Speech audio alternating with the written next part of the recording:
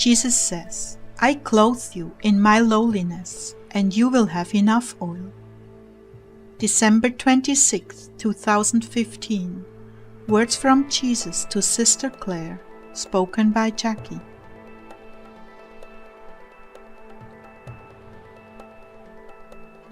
Jesus began, To all my blessed ones, I know this time of waiting is difficult for you all.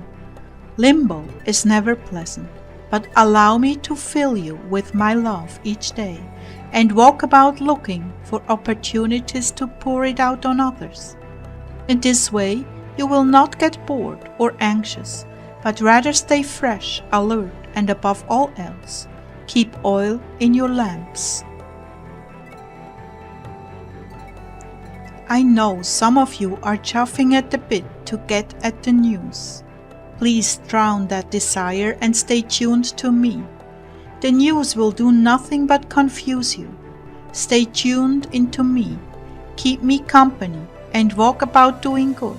In that way, nothing shall catch you by surprise, and you will have more than enough oil in your lamp at that fateful hour.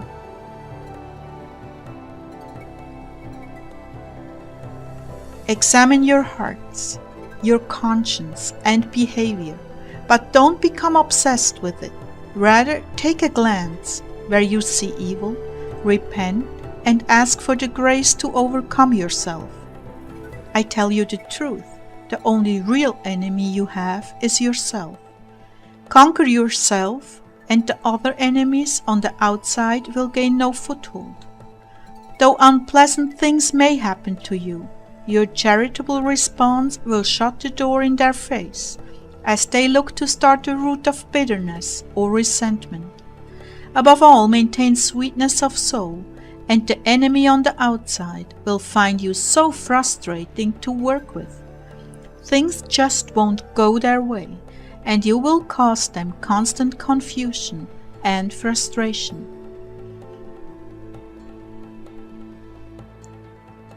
As you look around you at those who do not know what is about to happen, do not allow pride to enter in. Do not look down on anyone.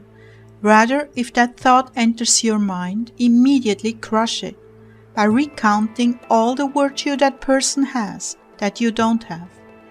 And if you have a difficult time assigning virtue to them, imagine if you were brought up in a heavy drug and violence environment, where your mother was prostituting herself for drugs, and where different men abused and hated you, where you were poor and never had decent food to eat or warm clothing.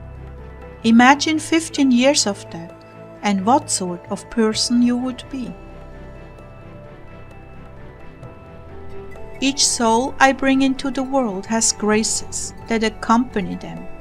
Some who are born into holy, ministering families came with 60 graces. Others who were born to prostitutes and drug addicts came into this world with only 6 graces.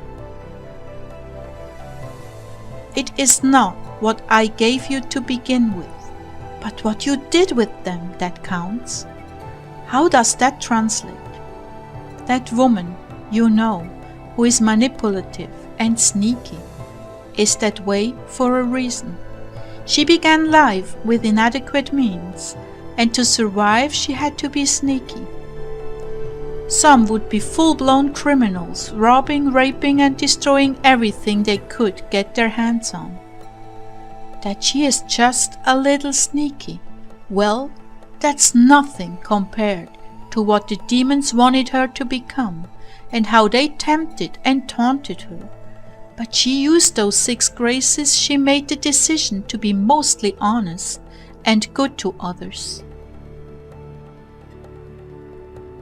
Whereas another, raised in a well-provided for household, with a university education, might be self-centered, proud, and harbor resentment towards the poor, and have failed to use the 30 graces they were given.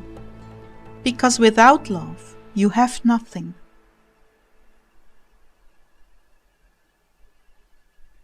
There must be a reason you would give one more graces than another.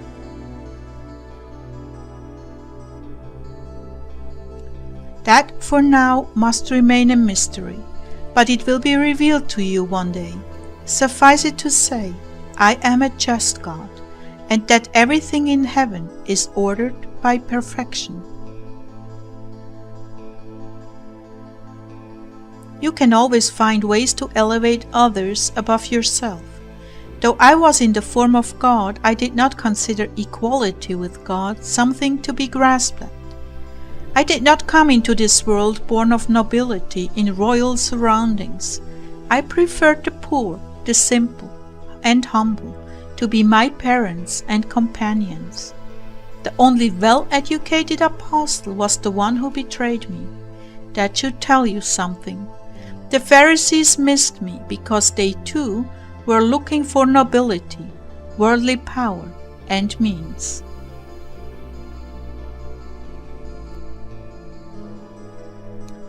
In this way I was readily recognized by the poor, the sincere, and the humble. But there was nothing in me to appeal to nobility and class. Rather to them I was merely a carpenter from Nazareth. And after all, can any good thing come from Nazareth? So you see, I preferred humility, anonymity, to be of no account to the world. And I'm perfecting my bride in these traits, because they safeguard the soul and make her a worthy companion to me. And not that you should seek this, but in the end you will be more loved for your littleness than your greatness. Yes, I want my brides, my blessed ones, to go around elevating others above themselves in their thoughts and actions, not verbally. I want them to take the last place, to be the lowest, and to seek the interest of others rather than their own. Tall order? For some, yes. Lacking in grace? No, I'm providing it as these words are received into your hearts. As you say, "Be it unto me according to your will." This grace is being given and taking root within your heart. You will find in this practice that you have many judgments against others, rich, poor, lame, whole. It will be a challenge for you, and a good one at that. All your thoughts in heaven will be revealed. Purify your heart now, and it will not be such a shock to you. These are finishing touches, my dear ones. They will make you shine like the stars in the firmament. Go now and put your hearts into it. I am with you. Let this new grace, this new blessing, take root deep in your hearts and bear sweet, sweet fruit.